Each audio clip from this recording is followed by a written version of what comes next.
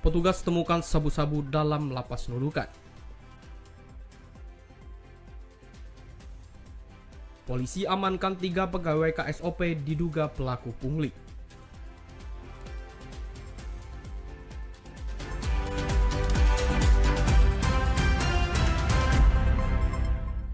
Assalamualaikum warahmatullahi wabarakatuh. Selamat sore saudara. Anda menyaksikan Kalimantan Timur hari ini, Rabu 9 November 2022.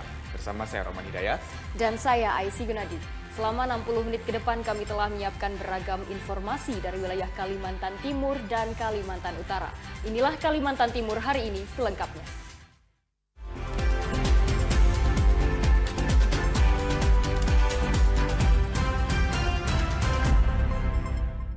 Kita menuju ke informasi yang pertama, saudara. Petugas Lembaga Pemasyarakatan kelas 2B Nunukan menemukan paket sabu-sabu yang tidak diketahui pemiliknya di lingkungan lapas.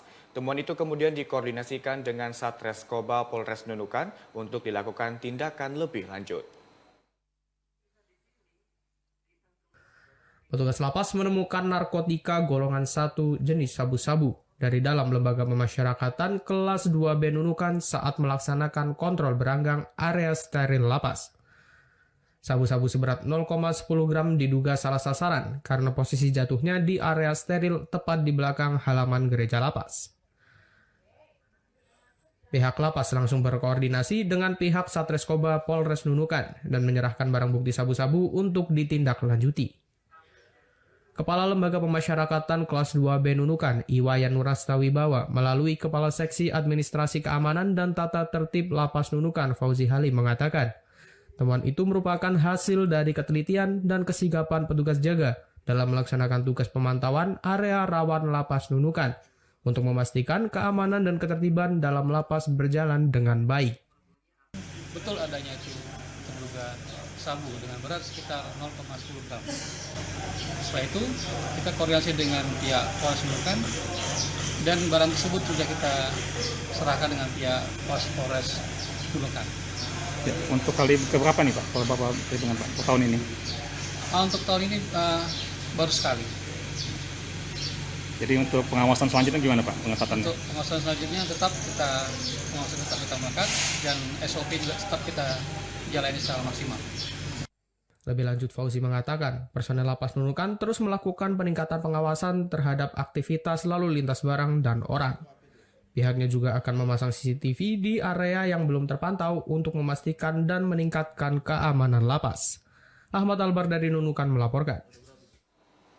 Ditreskrimsus Polda Kalimantan Utara mengamankan 3 orang pegawai kantor Syah Bandar dan Otoritas Pelabuhan Tarakan. Ketiganya diamankan karena diduga terlibat praktik pungutan liar dan gratifikasi atas penerbitan surat persetujuan berlayar. Direktorat Reserse Kriminal Khusus atau Ditreskrimsus Polda Kaltara mengamankan 3 orang pegawai kantor Syah Bandar dan Otoritas Pelabuhan KSOP kelas 3 Tarakan Selasa malam. Ketiganya terpaksa diamankan setelah diduga terlibat praktik pungutan liar atau pungli dan gratifikasi atas penerbitan surat persetujuan berlayar atau SPB. Direktur Reserse Kriminal Khusus Polda Kaltara Kombes Pol Hendy F. Kurniawan mengatakan pihaknya masih akan melakukan pemeriksaan mendalam terhadap ketiganya untuk memastikan peran dan keterlibatannya dalam dugaan pungli dan gratifikasi itu. Pihaknya juga masih belum bisa menyebutkan nama dan jabatan ketiga pegawai itu di KSOP. Masih proses penyelidikan, sudah mengamankan beberapa barang bukti yang belum bisa jelaskan secara detail. Kita masih proses pemeriksaan ya. Hari ini kita bawa 3 orang, kita dalami perannya masing-masing. Kita sinkron dengan keterangan dan barang bukti yang ada. Kita bawa pemeriksaan yang dekat di kantor Direktorat Pamovit Polda Kaltara. Nanti detailnya. Jadi ini ada masalah gratifikasi atau pungli yang terkait penerbitan SPB. Selain mengamankan 3 terduga pelaku, petugas juga menyita barang bukti yang dimasukkan ke dalam kardus dan memasang garis polisi pada satu mobil plat merah yang terparkir di belakang kantor KSOP. Penangkapan ketiga pelaku dilakukan setelah sebelumnya petugas Ditreskrimsus Polda Kaltara melakukan penggeledahan di dalam KSOP dari Selasa sore hingga malam. Siti Hardiani dari Tarakan melaporkan.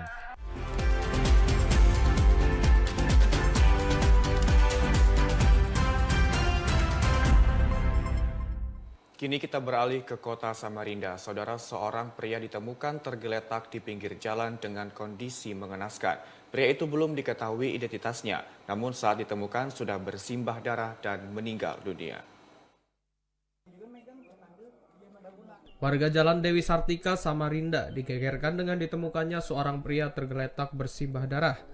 Saat ditemukan, korban yang belum diketahui identitasnya mengalami luka berat di bagian kepala.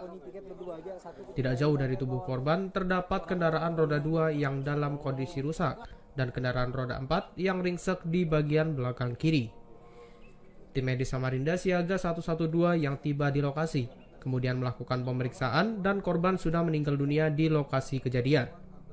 Tadi awal datang ke sini kondisi korban sudah tergeletak, posisi sudah tertindis motor. Nah, jadi kita dari ambulans 112 datang untuk memastikan apakah korban masih bernapas atau bernyawa atau sudah tidak, sudah MD. Jadi pada saat diperiksa tadi bang, kondisi korban seperti apa bang? Tadi kita sudah periksa, kita cek nadinya juga sudah tidak teraba, respon matanya juga sudah negatif, tidak ada respon terhadap cahaya sama sekali. Jadi kita pastikan korban sudah meninggal. Sudah meninggal ya? Oke, siap. Menurut informasi warga sekitar, kejadian bermula dari kendaraan roda 2 yang melintas dan melaju kencang masuk ke arah Jalan Dewi Sartika sekitar pukul 4.30 waktu Indonesia Tengah. Saat itu pengendara motor diikuti beberapa motor dan sebuah mobil. Selang tidak berapa lama, para pengendara yang mengikuti tadi kembali dan meninggalkan lokasi itu. Ngebut dari arah sana, Dari jalan Dewi Sartika ya? Sartika. masuk, belakangnya itu ada 5 motor, 1 mobil kayak ngejar. Kemudian Masuk, udah lama, keluar lagi, Yang mana kembali? yang ngejar tuh. yang ngejar kembali. 5 motor, 1 mobil itu ya? Iya, mobilnya stop di situ. Nah. Ada 3 motor yang masuk tuh, motor ada juga yang di luar. Usai ditemukan, petugas kepolisian dari Satlantas Polresta Samarinda, Polsekta Samarinda Kota, dan tim Inafis Polresta Samarinda datang ke lokasi kejadian. Jasad korban kemudian dibawa ke RSUD Abdul Wahab Syahrani untuk dilakukan visum. Satlantas Polresta Samarinda, Kompol Kriet Soni Tehegulo mengatakan, dari rekaman CCTV dan keterangan saksi, korban mengendarai sepeda motornya dengan kencang dan menabrak mobil yang terparkir. Diduga saat mengendarai kendaraannya, pria itu kurang fokus. Benar tadi pagi sekitar jam 4:30 subuh kita mendapatkan laporan adanya terjadi kecelakaan. Jadi sepeda motor menabrak mobil yang sedang parkir. Saat ini sedang kita tindak lanjuti mencari bukti-bukti serta mengumpulkan para saksi. Para saksi. Saat ini kita sudah mendapatkan 2 saksi. Ya, ada 2 saksi yang pada waktu itu kebetulan berada di dalam rumah dan keluar begitu ada suara benturan dan ada satu saksi yang sedang beraktivitas di luar rumah dan melihat proses terjadinya. Pihak kepolisian hingga saat ini terus mengumpulkan barang bukti dan keterangan saksi serta melakukan olah tempat kejadian perkara. Diki Zulkarnain dari Samarinda melaporkan. Sementara itu, saudara, seorang pria terjepit bak truk saat sedang melakukan perawatan rutin terhadap kendaraan tersebut. Akibat musibah itu, nyawa warga Mugirejo Samarinda ini tidak dapat diselamatkan. Warga Jalan Mugirejo, Gang Muklis digegerkan dengan teriakan seorang mekanik mobil yang meminta pertolongan kemarin. Mendengar teriakan itu, warga sekitar langsung mendatangi dan melihat seorang pria bernama Ateng terhimpit di antara chassis dan bak truk. Warga kemudian berupaya melakukan evakuasi dengan menggunakan chain block. Korban langsung dilarikan ke Rumah Sakit Kurata Ayun, namun sesampainya di rumah sakit, korban ini sudah meninggal dunia. Unit Reskrim Polsek Sungai Pinang yang tiba di lokasi kemudian melakukan penyelidikan dan mengumpulkan keterangan sejumlah saksi. Kenapa di daerah Gang Muklis ini? Oke, selamat malam. Jadi kami dari Polsek Sungai Pinang mendatangi informasi laporan adanya peristiwa laka kerja, yaitu TKP-nya di Jalan Mugirejo, Gang Muklis, RT 10. Yaitu informasi dari masyarakat adanya korban kejepit dari bak mobil. Bak truk Pak ya? Bak truk mobil ya. Kelihatannya posisinya adalah mobil posisi servis. Ya. Kemudian kami sudah juga melakukan interogasi di lokasi, yaitu keterangan-keterangan saksi yang diduga korban adalah selaku karyawan bengkel atau karyawan yang punya tempat usaha. Dari keterangan warga, korban berusia 35 tahun ini merupakan mekanik dan sedang melakukan perbaikan pada kendaraan truk tersebut. Jasad korban kemudian dibawa ke rumah duka di Jalan Kebun Agung, Poros Samarinda Bontang, Gang Nurul Huda untuk disemayamkan. Sementara Inafis Polresta Samarinda memasang garis polisi untuk proses penyelidikan lebih lanjut. Diki Zulkarnain dari Samarinda melaporkan. Ya, saudara, sejumlah kendaraan roda 2 maupun roda 4 yang hendak memasuki areal Pelabuhan Samarinda kini diwajibkan memiliki kartu elektronik. Pihak pelabuhan telah menerapkan pembayaran non-tunai bagi kendaraan yang memasuki pelabuhan sejak 1 November 2022. Petugas keamanan pintu masuk Pelabuhan Samarinda kini harus memberi pemahaman kepada pengendara bahwa mereka tidak lagi menerima pembayaran secara tunai. Koordinator Operasional PT Pelindo Adi menyatakan, pemberlakuan pembayaran non-tunai merupakan kebijakan pemerintah pusat dan telah diberlakukan sejak 1 November 2022. Pengelola sudah menyosialisasikan aturan itu sejak Juni 2022 lalu. Sementara terkait tarif masuk ke pelabuhan bagi kendaraan roda 2 sebesar Rp2.000, kendaraan roda 4 sebesar Rp4.000, dan truk sebesar Rp11.000 untuk sekali masuk. Meski beberapa pengguna kendaraan gagal masuk ke areal pelabuhan, namun hampir semuanya menyetujui penerapan non-tunai karena diyakini akan membantu pemerintah sekaligus menghindari pungli. Pintu masuk pelabuhan ini? Tanggal 1, Pak. Tanggal 1 ya? Untuk tarif sana sendiri bagaimana, Pak? Kenapa, Pak? Tarifnya? Tarif untuk mobil 4.000, motor 2.000, Pak, satu kali masuk. 2.000 masuk. Nah, untuk mendapatkan kartu e-money bagaimana caranya, Pak? Kartu e-money kami siapkan di sini, Pak. Boleh dibeli di Indomaret atau langsung di ke banknya, Pak. Misalnya Bank BRI, Mandiri, BCA, semua bank bisa kami gunakan. Bisa digunakan ya? Bisa. Kemudian untuk proses pengisian kartu sendiri? Kami siapkan juga, Pak, untuk top up-nya. Tapi untuk sekarang ini cuma Mandiri aja, Pak. Baru tahu ada penerapan? Baru tahu ya? Baru tahu. Sudah sering kesini atau gimana, Pak? Enggak juga sih sering. Cuma kalau jemput keluarga ya kesini. Oh, berarti belum tahu ada informasi bahwa ada e-tilang ya? Kalau tanggapan Bapak ini baik atau gimana, Pak? Ya, asal jalurnya bagus saja. Bagus saja ya? Tidak ada pungli, bagus. Bagus saja ya? Bapak ini rencana kemana tadi? Rencana jemput keluarga. Oh, jemput keluarga ya? Bapak mertua. Bapak mertua. Sementara itu, beberapa polisi turut diterjunkan guna memberi pemahaman terkait penerapan pembayaran tarif non-tunai saat masuk ke pelabuhan. Diki Zulkarnain dari Samarinda melaporkan.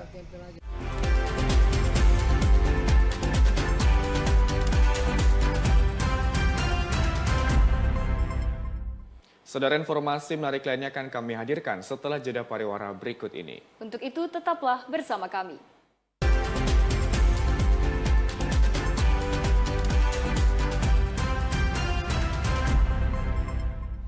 Saudara, terima kasih Anda masih bersama kami dalam Kalimantan Timur hari ini. Selanjutnya akan kami hadirkan informasi dari Kota Balikpapan. Selengkapnya dalam segmen advertorial berikut ini.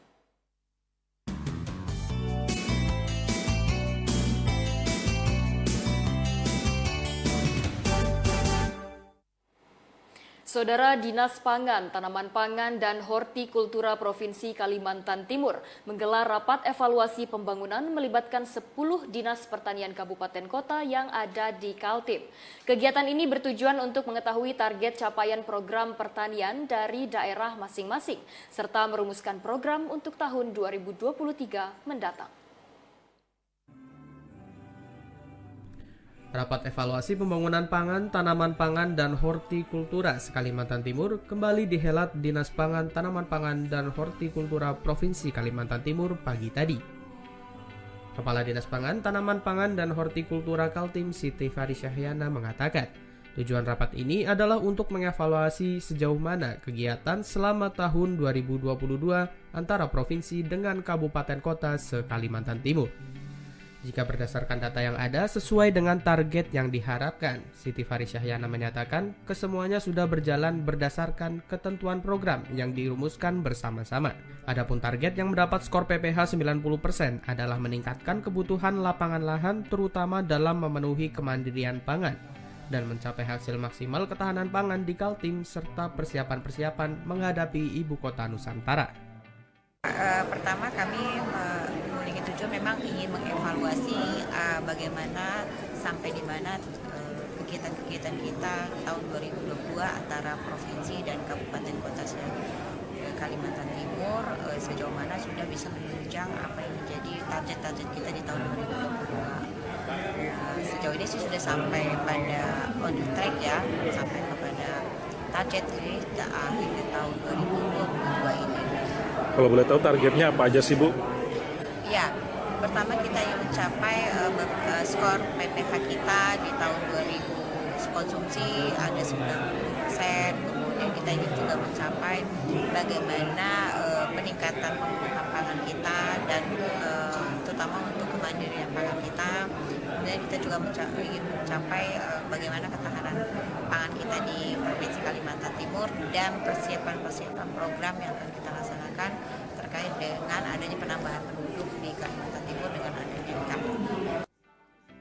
Pada giat rapat evaluasi ini, Dinas Pangan, Tanaman Pangan, dan Hortikultura Kaltim turut menghadirkan beberapa narasumber, seperti Guru Besar Unmul Fakultas Pertanian Bernatal Saragi.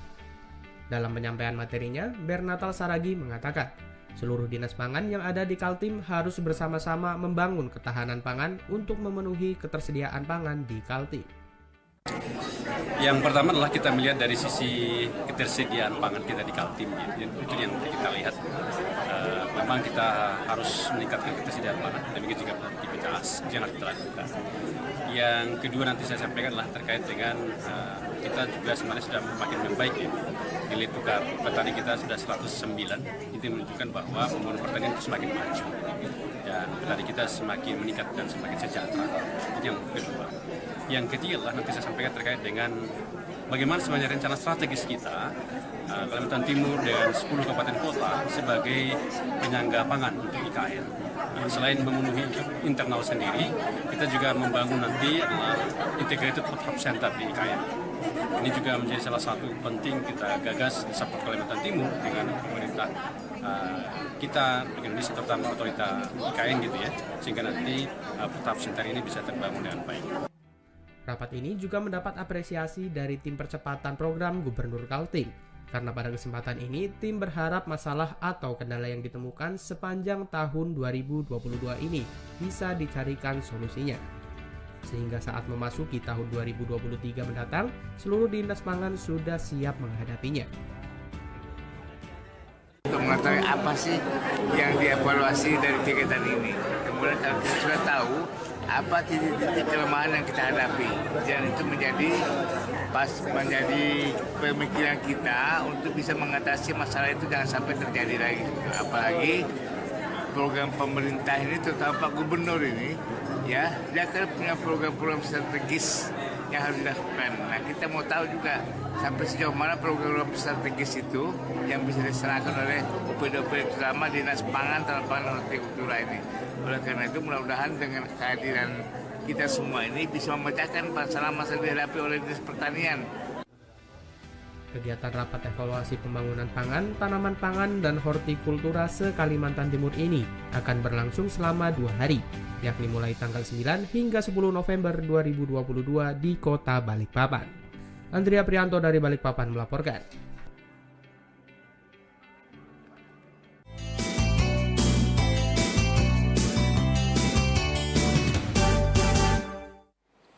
Saudara, warga Kecamatan Batu Putih, Kabupaten Berau mengeluhkan pelayanan puskesmas setempat yang kurang baik. Pelayanan yang dikeluhkan seperti petugas yang jarang ada di lokasi dan kebersihan puskesmas yang kurang terjaga. Ketua DPRD Kabupaten Berau bersama anggota Komisi 1 melakukan sidak ke puskesmas di Kecamatan Batu Putih untuk memverifikasi keluhan masyarakat atas pelayanan dan fasilitas yang kurang baik dari puskesmas itu. Saat melihat kondisi puskesmas, pihak DPRD dibuat geram dengan sistem pelayanan dan kebersihan di puskesmas itu. Pasalnya, kondisi puskesmas yang beroperasi 24 jam itu dianggap sangat tidak layak. Ketua DPRD Kabupaten Berau, Madripani, mengatakan, pihaknya telah menyetujui peningkatan pelayanan kesehatan di kampung-kampung dengan menganggarkan penambahan tenaga kesehatan dan fasilitas pendukungnya. Namun kondisi di lapangan tidak seperti yang diharapkan. Ruangan bidan, rawat inap, bagian ruangan yang lain ya tidak layak lah, karena masa bantalnya aja kurang bagus seperti yang di foto itu. Tapi saya periksa ke lapangan, ini pelayannya tidak prima, padahal ini bukan 24 jam. Lemposnya tidak ada di tempat. Lalu dokternya cuma satu, padahal ini bukan 24 jam. Untuk diketahui, Puskesmas Batu Putih ini merupakan satu-satunya tempat pelayanan kesehatan yang melayani warga dari 7 kampung yang ada di wilayah Kecamatan Batu Putih. Lalu Ridwan Syah dari Berau melaporkan. Dinas Pangan, Ketahanan Pangan, dan Hortikultura Provinsi Kalimantan Timur telah menyiapkan lahan seluas 10.000 hektar di beberapa wilayah kabupaten kota di Kalimantan Timur. Hal ini dipersiapkan dinas terkait untuk pemenuhan ketersediaan stok pangan di Kaltim, termasuk kehadiran Ibu Kota Negara IKN Nusantara. Untuk mendukung Ibu Kota Negara IKN Nusantara, Dinas Pangan, Tanaman Pangan, dan Hortikultura Kaltim mencoba mempertahankan luasan lahan sawah pertanian yang ada saat ini agar tidak beralih fungsi. Kepala Dinas Pangan, Tanaman Pangan, dan Hortikultura Kaltim Siti Farisyahyana mengatakan pihaknya sudah menyiapkan lahan seluas 10.000 hektar yang tersebar di beberapa daerah di Kaltim. Namun terbesar di Kabupaten Pasir, Penajam Pasir Utara, dan Kutai Kartanegara. Dalam memperkuat ketiga wilayah itu menjadi lumbung padi di Kaltim, pemerintah provinsi juga telah menetapkan sebagai lokasi food estate. Bahkan daerah lain di Kaltim saat ini juga tengah dipersiapkan lahan sebagai penunjang pangan, tidak hanya padi.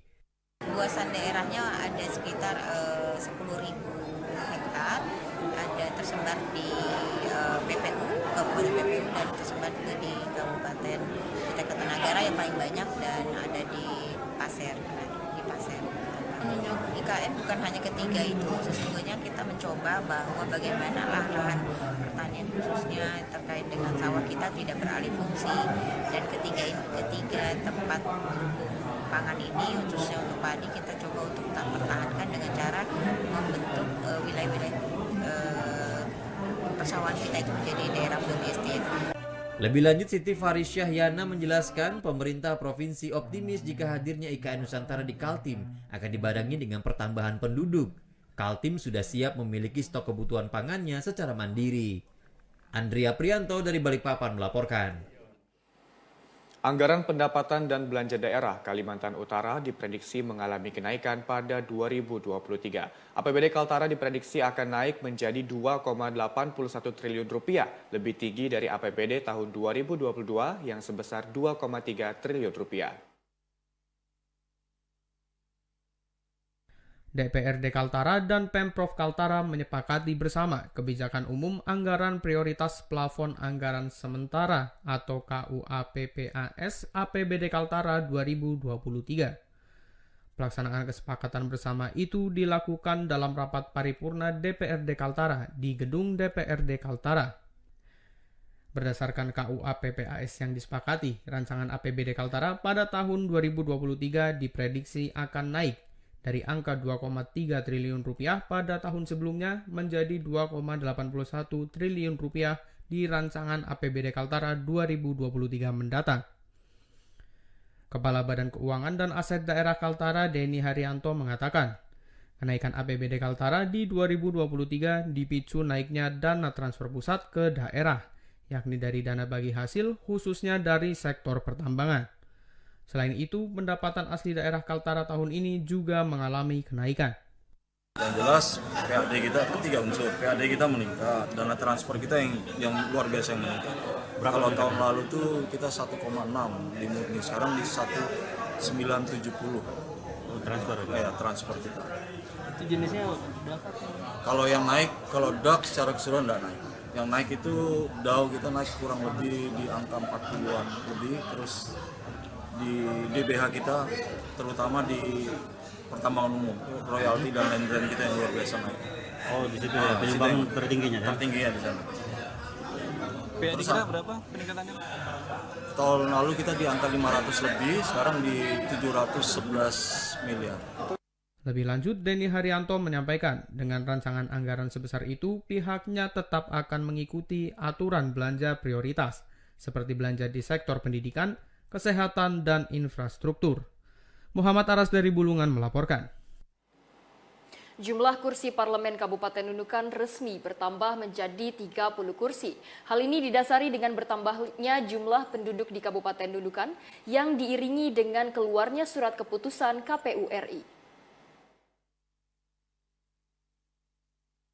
Jumlah kursi parlemen Kabupaten Nunukan resmi bertambah menjadi 30 kursi yang didasari kursi parlemen yang diterima sebanyak 30 kursi. Sehingga jumlah penduduk Nunukan yang saat ini berjumlah 200.138 jiwa menjadi salah satu indikator ditambahnya kuota kursi DPRD Nunukan. Ketua KPU Nunukan, Rahman, mengatakan, setelah penetapan jumlah kursi itu, KPU Nunukan akan berfokus pada uji publik daerah-daerah yang akan mengalami penambahan daerah pemilihan atau dapil terhadap wilayah yang jumlah penduduknya bertambah secara signifikan, khususnya untuk Kecamatan Nunukan dan Nunukan Selatan. Sudah keluar rilis dari KPU RI bahwa untuk Kabupaten Nunukan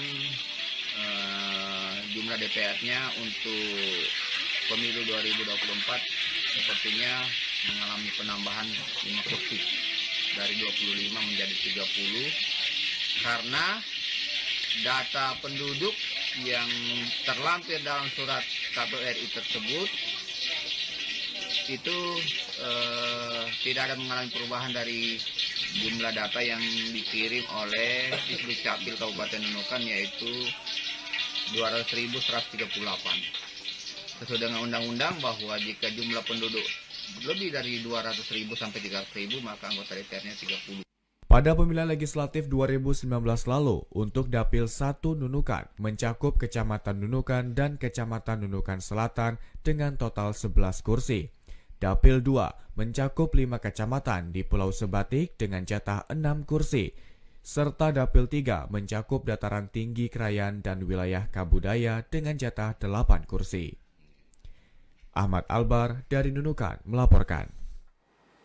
Kegiatan TNI Manunggal Membangun Desa atau TMMD ke-115 di Kecamatan Palaran Samarinda resmi ditutup hari ini.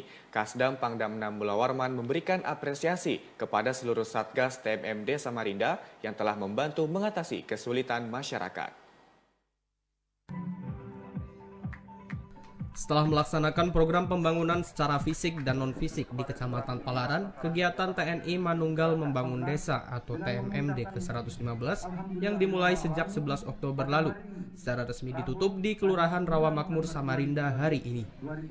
Setelah melaksanakan program pembangunan secara fisik dan non-fisik di Kecamatan Palaran, kegiatan TNI Manunggal Membangun Desa atau TMMD ke-115 yang dimulai sejak 11 Oktober lalu secara resmi ditutup di Kelurahan Rawamakmur Samarinda hari ini. Kegiatan yang dirangkai dengan penyerahan bantuan anak stunting, bazar UMKM, vaksinasi, sunat massal, dan pemeriksaan kesehatan untuk lansia menjadi penyelesaian yang baik dalam penutupan TMMD ke-115 di Palaran. Kepala Staf Pangdam, Kasdam 6 Mulawarman Brigjen TNI Ibnu Bintang Setiawan mengemukakan, kegiatan TMMD ke-115 di Palaran ini merupakan urutan yang ketiga dan serentak. Lokasi lainnya yakni di Kalimantan Selatan yang dilaksanakan di dua daerah Tabalong dan Hulu Sungai Selatan.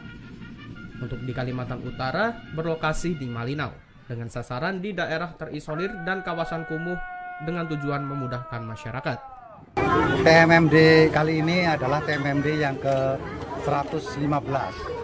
Perlu teman-teman ketahui bahwa TMMD skala nasional di semua Kodam, Porem itu 1 tahun 3 kali. Tahun ini yang ketiga 115. Tahun depan pelaksanaan 3 dan bergiliran mungkin kodenya. Kebetulan tahun ini Kodam 6 Mulawarman melaksanakan di 4 tempat. Kalimantan Timur ini di sini Samarinda, Kalimantan Selatan ada 2 tadi, Tabalong sama HSU. Kalimantan Utara itu di Malinau. Salah seorang warga di Kelurahan Rawamakmur menyampaikan ungkapan syukur terhadap pembangunan jalan dan musola yang merupakan kerja keras dari tim Satgas TMMD. Kan bapak-bapak TNI-nya banyak membantu juga di sini. Iya. Jadinya ya alhamdulillah warga sini juga senang juga. Perbandingannya dari sebelum ada TMMD dengan sekarang gimana? Perbandingannya apa ya? Ya banyak perubahan aja sih Mas. Banyak perubahan juga kan. Misalnya seperti apa? Terutama seperti apa perubahannya? Ya kayak apa namanya dalam kayak untuk pembangunan musola juga kan agak rapi lah sekarang.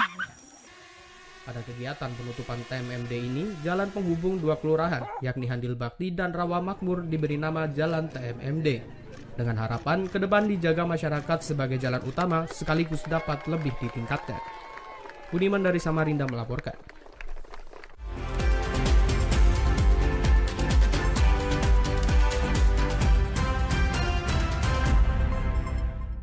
Ya, saudara, informasi berita olahraga akan kami hadirkan setelah jeda pariwara berikut ini. Tetaplah bersama kami di Kalimantan Timur hari ini.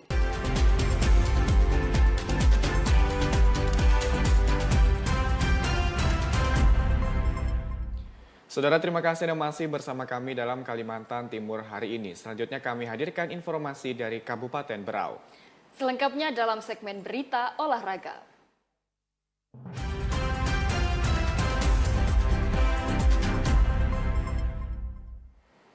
Saudara, Panitia Besar Pekan Olahraga Provinsi di Kabupaten Berau terus melakukan pembenahan arena pertandingan. Salah satunya dengan melakukan pengecekan arena pertandingan di beberapa wilayah di Berau. Inilah salah satu arena pertandingan untuk cabang olahraga triathlon atau trilomba yang disiapkan Kabupaten Berau sebagai tuan rumah dalam pelaksanaan Pekan Olahraga Provinsi atau Porprov Kaltim ke-7 tahun 2022. Pada pertengahan November 2022 mendatang di Kepulauan Maratua. Wakil Bupati Berau Gamalis yang meninjau dermaga mengaku ragu apabila cabang olahraga trilomba digelar di lokasi ini. Keraguan itu muncul karena gelombang yang cukup tinggi, ditambah spesifikasi keamanan dermaga yang belum maksimal. Apabila akan tetap digelar di lokasi ini, Gamalis meminta agar keamanan dermaga ditingkatkan. Mudah-mudahan kawan-kawan PONI dan panitia dia ketua satu ya, ketua dua Palode, Pak Yudi bisa sesegeranya kembali ke sini melihat alternatif. Mudah-mudahan bisa alternatif yang landai kalau ada. Kalau ada ya harus di sini kita siapkan pengamanan yang layak. Sementara itu, Kapolsek Maratua Ibtu Suradi menyatakan siap melakukan pengamanan selama pelaksanaan Porprov dengan melakukan koordinasi bersama Polres Berau. Untuk di sini anggota saya maksimalkan untuk pengamanan Porprov ini. Untuk pengamanannya tunggu dari Polres yang menentukan untuk sprintnya. Lebih lanjut, beberapa titik dermaga yang rusak seperti plafon dan pagar pembatas juga direncanakan akan ikut diperbaiki agar venue ini layak menjadi arena cabur trilomba. Lalu Ridwan Shah dari Berau melaporkan. Sementara itu, pelaksanaan Pekan Olahraga Provinsi 1 di Kalimantan Utara terpaksa diundur ke bulan Desember. Hal itu disebabkan venue olahraga belum siap dan masih harus dilakukan perbaikan oleh panitia Porprov. Pelaksanaan Pekan Olahraga Provinsi atau Porprov 1 di Kalimantan Utara yang dijadwalkan berlangsung pada 12 November 2022 terpaksa diundur ke bulan Desember 2022. Penyebabnya adalah venue atau tempat olahraga sampai saat ini belum siap dan masih akan dilakukan perbaikan secara fisik. Panitia Besar Porprov 1 Kaltara Syarwani mengatakan, sementara ini pihaknya berupaya mematangkan persiapan. Namun untuk pelaksanaan Porprov 1 Kaltara diundur ke tanggal 17 Desember 2022. Bergesernya jadwal Porprov Kaltara itu berdasarkan berbagai pertimbangan khususnya terkait penyiapan venue, termasuk penyiapan Stadion Andi Cacok Tanjung Selor sebagai tempat opening ceremony atau pembukaan acara. Sama-sama sudah mendapatkan arahan dan persetujuan dari pengunduran waktu pelaksanaan yang semula ditetapkan di tanggal 12 November, tapi karena dengan berbagai pertimbangan, ya tentu kita juga butuh waktu untuk menyiapkan kerangka pelaksanaan kegiatan Porprov ini, ya sehingga kita mundurkan di tanggal 17. Dari aspek kesiapan fisik di venue-venue itu sendiri, faktanya juga banyak hal yang harus dibenahi, dan itu masih berprogres sampai hari ini, khususnya yang ada di Bulungan. Sementara itu, Ketua KONI Kaltara Muhammad Nasir mengaku belum menerima dana hibah dari Pemprov Kaltara. Kemungkinan dalam 1-2 hari ke depan, dana hibah sudah masuk ke rekening KONI Kaltara. Anggaran untuk Porprov itu kalau tidak salah itu 6 miliar. Anggaran keseluruhan 6,6, cuman kalau tidak salah sisanya itu untuk di KONI. Persiapan untuk kejurnas, kejurnas, Musprov, dan ada selek. Pokoknya yang sifatnya kejurnas, karena KONI itu sekarang diwajibkan untuk mengikuti kejurnas. Untuk diketahui, kegiatan Porprov 1 Kaltara akan dilaksanakan di 2 daerah, yakni Tarakan dan Bulungan. Muhammad Aras dari Bulungan melaporkan.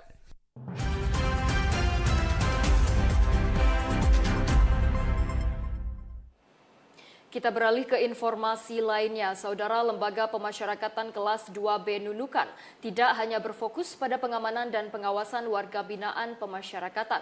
Pihak lapas juga mendorong kreativitas warga binaan dengan menciptakan agrowisata dan kini telah menjadi beruah traveler lokal hingga mancanegara.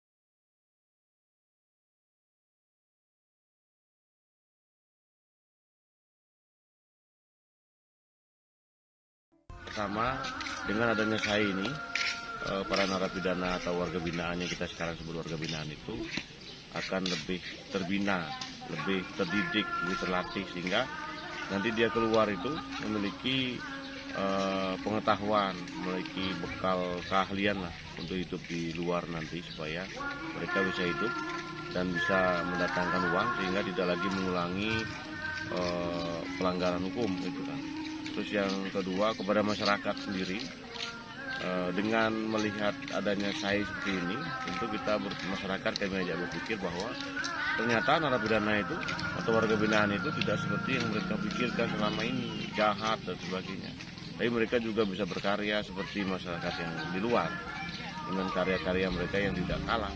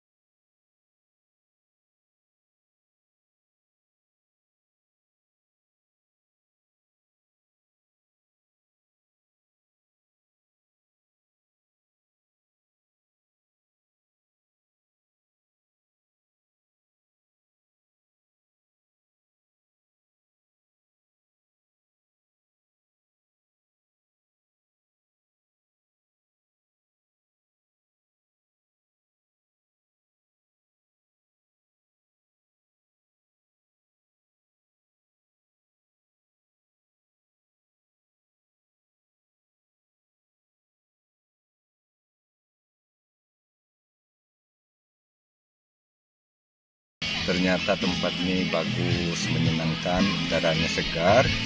Nah, tempat foto pun banyak, bukan satu tempat aja, banyak tempatnya.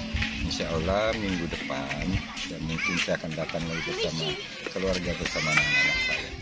Dengan keberadaan wisata Sela Nuka saat ini, menurut Hamid, masyarakat Nunukan tidak perlu jauh-jauh keluar Nunukan, serta membutuhkan biaya besar jika ingin berwisata.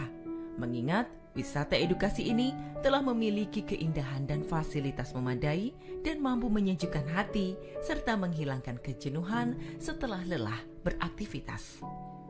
Ahmad Albar dari Nunukan melaporkan.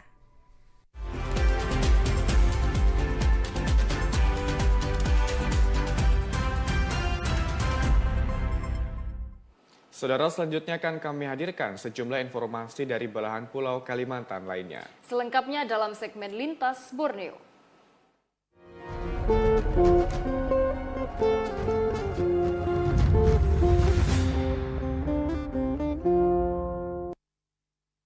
Ya, saudara, jajaran Resmob Satreskrim Polres Tanah Bumbu meringkus komplotan penggelapan atau pencurian solar milik PT AKBP di Laut Kota Baru Senin kemarin. Dari 3 pelaku, 2 sudah berhasil diamankan, 1 tersangka utama masih dalam pengejaran.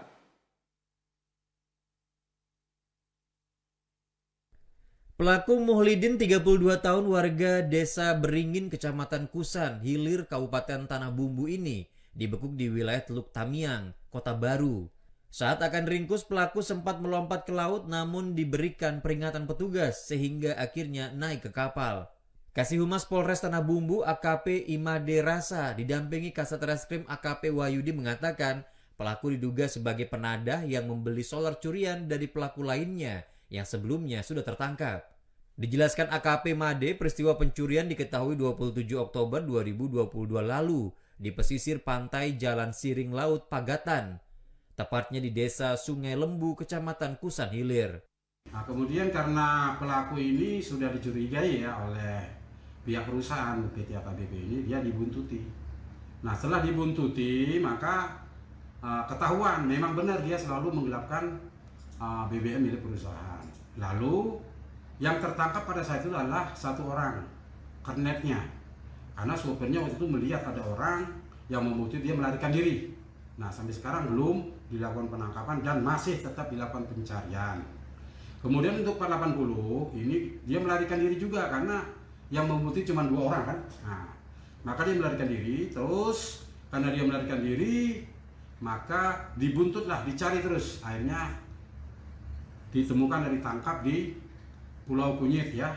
Ditambahkannya pelaku yang masih dalam pengejaran, pelaku utama bernama Hairil, sopir truk tangki PT AKBP. Setelah tertangkap tangan, PT AKBP melaporkan kejadian tersebut ke pihak kepolisian. Kini pelaku sudah diamankan, dan bagi pelaku karyawan perusahaan akan dijerat pasal 374 KUHP. Sedangkan pelaku sebagai penada dikenakan pasal 480 KUHP. Tim Liputan TVRI melaporkan. Kita beralih ke Kalimantan Barat. Saudara, sejumlah kawasan di Kota Singkawang masih dilanda banjir. Pemerintah Kota Singkawang diminta lakukan penataan wilayah dengan serius. Permasalahan banjir masih menjadi PR bagi pemerintah dalam melakukan penataan dan perbaikan saluran agar permasalahan banjir di Kota Singkawang bisa segera diatasi. Kawasan di Kota Singkawang terendam banjir dengan ketinggian 30 cm hingga 40 cm diakui sangat mengganggu aktivitas masyarakat. Mengingat setiap hujan terjadi dengan durasi lebih dari 3 jam, sejumlah kawasan selalu terjadi banjir. Warga Singkawang meminta kepada pemerintah agar meningkatkan penataan kawasan, terutama wilayah yang terendam banjir, baik berupa peninggian jalan, pembuangan saluran air, serta melihat titik yang menjadi sumber tertahannya aliran air ke laut. Pemerintah Kota Singkawang untuk lebih memperhatikan dan lebih bekerja keras lagi lah. Kita memang tahu bahwa musibah yang terjadi ini bukan maunya kehendak kita semua, tapi memang ini adalah bencana alam. Tapi untuk perbaikan-perbaikan yang bisa dilakukan oleh pemerintah kota sesegera mungkin dilakukan. Warga berharap banjir Singkawang yang terjadi kesekian kalinya jangan sampai terjadi lagi di tahun yang akan datang. Perlu terobosan dari pemerintah sehingga Singkawang sebagai kota wisata benar-benar aman untuk warga lainnya datang dan berinvestasi serta bebas dari banjir. Arisa Triansyah, TVRI Kalbar melaporkan. Masih dari Kalimantan Barat, Saudara, pengguna jalan Trans Kalimantan, Sungai Ambawang keluhkan jalanan rusak berlubang dan tidak merata. Warga berharap segera ada perbaikan jalan sehingga mengurangi kecelakaan lalu lintas. Salah seorang warga, Kardiman, mengatakan jalan Trans Kalimantan Sungai Ambawang terdapat banyak jalan berlubang dan tidak merata yang menjadi daerah rawan kecelakaan lalu lintas. Apalagi, jalan trans ini merupakan akses antar provinsi yang banyak dilalui kendaraan besar, serta banyak kendaraan lainnya yang melintas dengan kecepatan tinggi. Kardiman menambahkan, seringnya terjadi kecelakaan sebab banyak pengendara yang menghindari jalanan berlubang dan tidak merata sehingga kurang kendali atau bahkan bersenggolan dengan pengendara lainnya. Apalagi saat musim hujan, jalanan berlubang ini tidak tampak karena tertutup genangan air. Ya, tanggapan saya sih pemerintah terutama yang berkepentingan cepat diperbaiki supaya kedepannya jangan sampai banyak menimbulkan kecelakaan. Apalagi di jalan trans ini orang pakai motor, kendaraan laju-laju sehingga kemungkinan kalau orang masuk lubang otomatis tidak terkendali. Ini yang kita sayangkan, jangan sampai mereka meninggal sia-sia gitu. Kardiman berharap ada perhatian khusus dari pemerintah atau pihak yang berkepentingan serta segera ada perbaikan terhadap jalan berlubang dan tidak merata agar tidak ada lagi memakan korban jiwa. Sri Raniati, TVRI Kalbar melaporkan.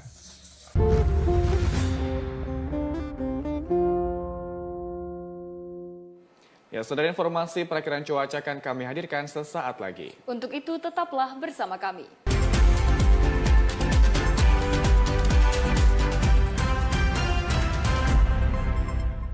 Saudara, terima kasih Anda masih bersama kami. Dan sebagai acuan Anda dalam beraktivitas, berikut akan kami hadirkan informasi perakiraan cuaca yang berlaku untuk esok Kamis 10 November 2022. Informasi ini berlaku untuk wilayah Kalimantan Timur dan Kalimantan Utara. Selengkapnya dalam segmen info publik berikut ini.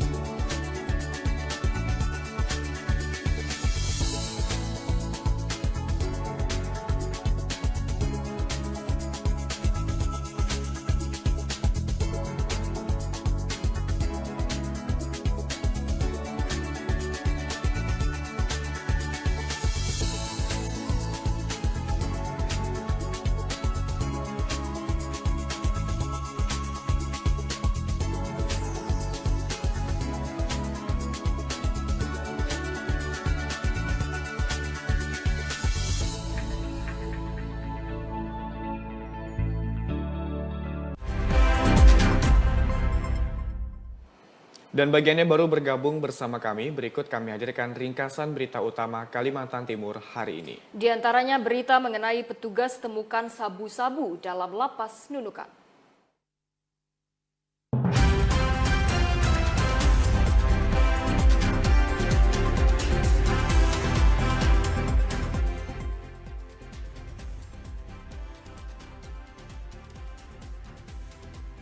Petugas Lembaga Pemasyarakatan kelas 2B Nunukan menemukan paket sabu-sabu yang tidak diketahui pemiliknya di lingkungan lapas. Temuan itu kemudian dikoordinasikan dengan Satreskoba Polres Nunukan untuk dilakukan tindakan lebih lanjut.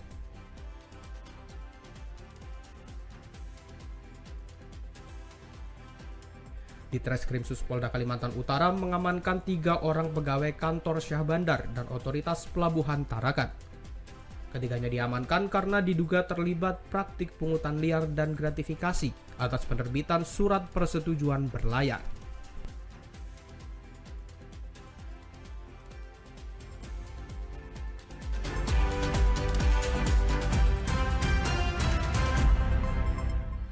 Ya, saudara, informasi tadi sekaligus mengakhiri perjumpaan kita pada Kalimantan Timur hari ini. Akhir kata, saya Rama Hidayat. Dan saya Aisy Gunadi, mewakili seluruh kerabat kerja yang bertugas, pamit undur diri dari hadapan Anda. Ayo dukung terus Migrasi TV Digital Indonesia, karena bersih gambarnya, jernih suaranya, canggih teknologinya. Assalamualaikum warahmatullahi wabarakatuh, dan sampai jumpa.